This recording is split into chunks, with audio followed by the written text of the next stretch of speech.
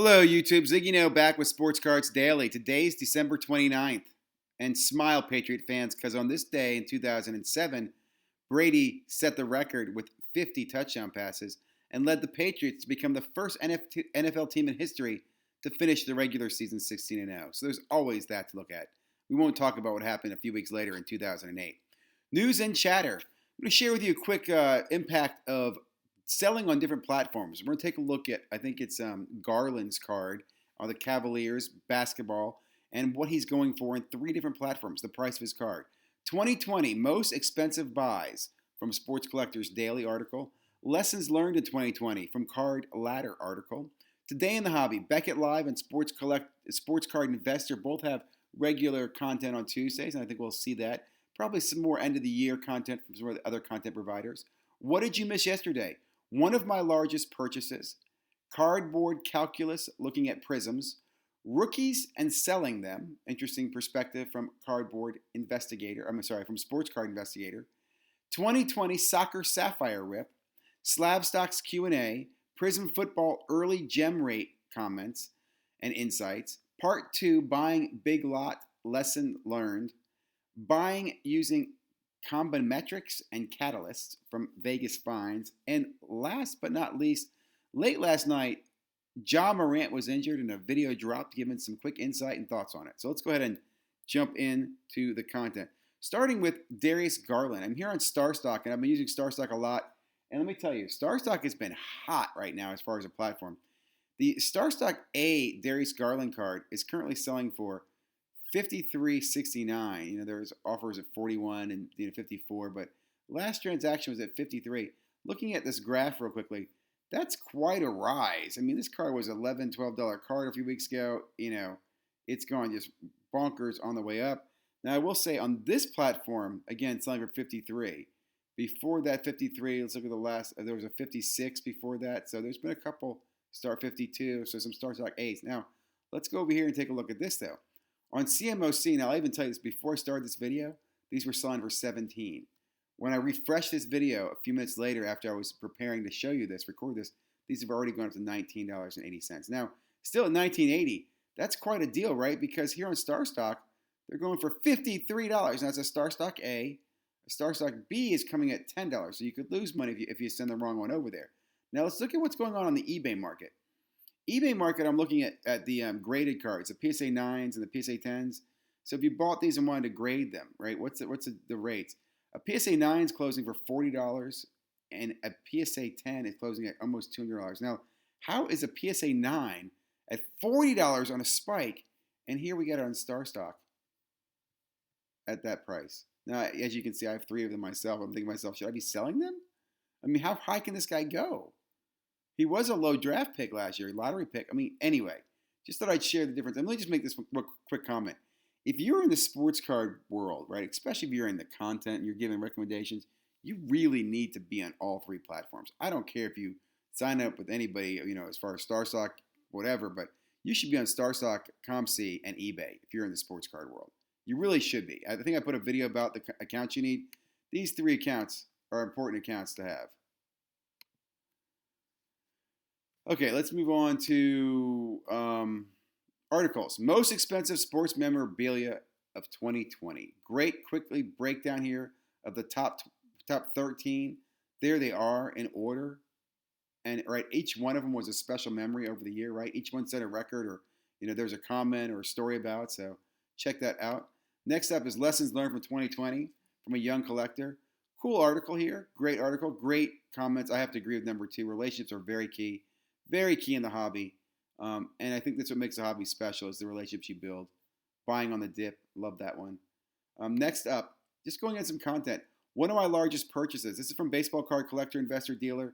Really love this because he breaks down. He talks about one of the cases he bought of baseball cards, how much he paid for it, what the costs were, flight, hotel, rental car, the fees, everything. He talks about how he got it certified, shipping, whole 9 yards. Really great story. So check that out. I love the detail there. Next up is Brendan Ruby, Cardboard Calculus. He puts out these reports on Instagram. If you haven't checked these out, you really need to. Really just insightful data. This one he's looking at the different Prizm variations that were available in 2012. There were 4 variations. base, silver, gold, and green. The green retail has been around since the beginning. You see how there was more introduced and there was a slight dip, and then it's just been increasing year over year to how many Prizms there are now in the Prizm basketball product. It's actually crazy. I assume basketball has the most Prizms too over all the basketball or over all the Prizm products. Next up, Sports Card Investigator talking about rookies, and he makes a good recommendation here. Own a little bit of everything, right? Own one rookie of every class, and then have that stashed away, right? And I think it's kind of a cast a net strategy, which I'll be honest, I kind of employ. One of the challenges is how do you cast that net, right? How do you get a net big enough to get all those cards in? Like I like doing Prizm, and last year was really hard to cast a Prizm net. This year I think it's a little more easy because I think the Prizm, although it'll be expensive, I think it'll be dispersed. It won't be just one or two teams that are hot. Next up, a great rip here on Up North Collectors. They broke the Sapphire Soccer and talked about how they were able to get 2 boxes as Montgomery members. I think they probably got 4 because I think they're both Montgomery Club members. Which I have to say, I am very envious of the Montgomery Club members who got these boxes for $80 for these soccer boxes, man. Now they're in the secondary market around $400. And there was a whole, debacle that was talked about. These never hit the U.S. market as far as the open market. They were released in Europe, I believe, and they were released to Montgomery Club members. But that's about as far as they got, man. Beautiful cards. Wish I could have gotten some, and I'll wait to hit the secondary market and see if we can't snag a few. Next up, Slab Stocks. Great Q&A, as always, on Mondays. Really enjoy these Q&As. Enjoy the chat. Enjoy the conversations, the insights. Just, again, if you haven't already, get your questions in. These guys will answer your questions. And just a very friendly group to get information, free knowledge. Excuse me. Next video here is from Bobbles and Ball Cards. And he does a great video. This lucky guy, man, this guy pulls magic out of retail. So he pulled a Herbert silver Prizm, and there's some defects on it. And he's looking at which made him look at the PSA rates, the gem rates and stuff. I know you can't read this, but go check out PSA. And what's comments real quickly are that the Prizm cards are not gem minting very well. I think they're like around 40%, maybe 33%, something like that. There's a lot of defects in this year's Prizm, and how will that affect the market? Will people realize there's not going to be as many 10s? How hard 10s will be?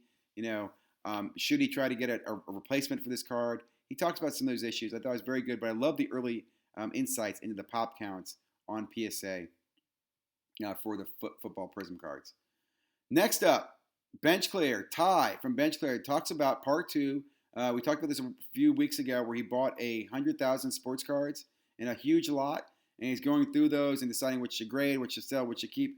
Here I think it's great. He's got the Manning rookie. Got 2 of these Manning rookie cards, not in probably 10s, but in pretty good condition. So he's talked about how he's going to grade those.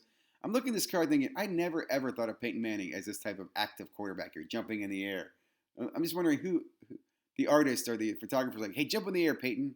Of course, he was a young rookie then, out of Tennessee. So anyway, just cool video, great insight, lessons learned, really enjoyed it. Check it out. Next video up from one of my favorites, Vegas Finds, always got interesting insight into different things.